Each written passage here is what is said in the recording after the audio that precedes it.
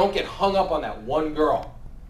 That one girl, it's just an encounter, man. I walked up to somebody at Chipotle the other day, and I said something to her. I looked at her, I did my little look, you know, a little nasty little girl with that burrito, right? You know, I did that whole little look.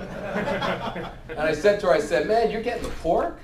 Never had the pork here. I've had the pork here 1,000 times. But I was getting inside her head, because she was thinking pork. So we talked pork for a little while, and we talked burritos, and we talked about some trip to Mexico. I wasn't attracted to her after that. Not that she went to Mexico or anything like that. I just didn't feel it. I don't think she felt it either. We didn't have chemistry. But I got her rolling and talking. When you become those first 2 steps, you can become the selector. You're no longer desperate.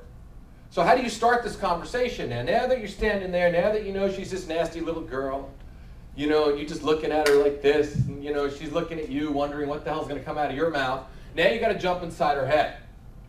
I wrote a blog, and I'll give you all my card. For those of you, I write a blog 2 times a day. I post. A couple weeks ago, I posted something called He Talk, She Talk. Now, random dudes talk like this. Let's say Michael and I are hanging out, right? And we're watching the football game. It's a Sunday. Sunday, dudes bond and women rip us apart, right? Okay?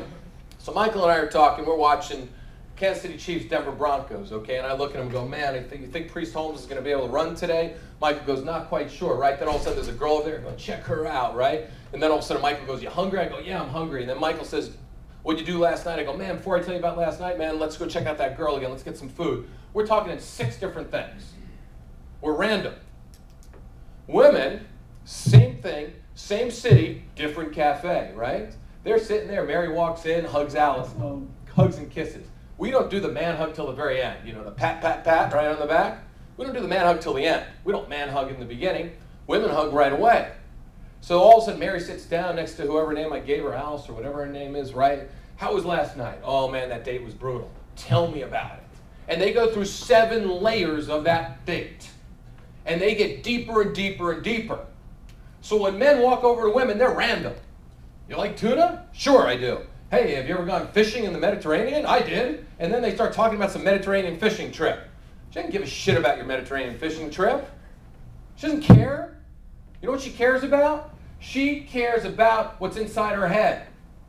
Everybody's favorite conversation is about themselves.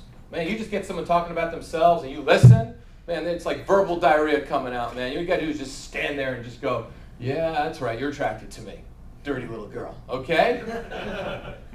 Keep the lips moving, man. Keep her lips moving. So what do? You observe everything that's around you. To be natural at this, you need to observe everything that's around you and pay attention to every little detail. Great exercise that I talk about all the time with people I work with. Grab a movie, any movie. I don't care what movie it is. It could be Top Gun. It could be Knocked Up, which I fell asleep in during last night.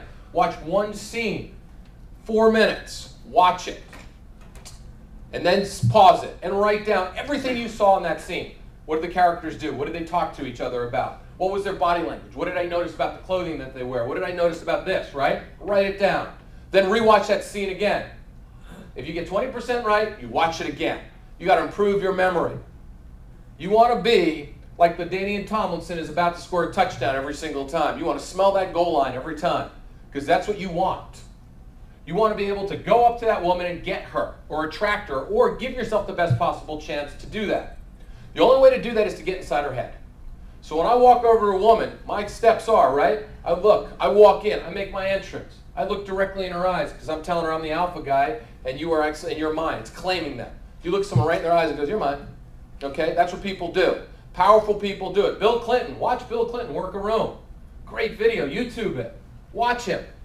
He walks up to every single person and makes everybody feel like they're the greatest thing in the world. And he gives them 20 seconds of himself. And then he walks away, which is very powerful because it leaves people wanting more.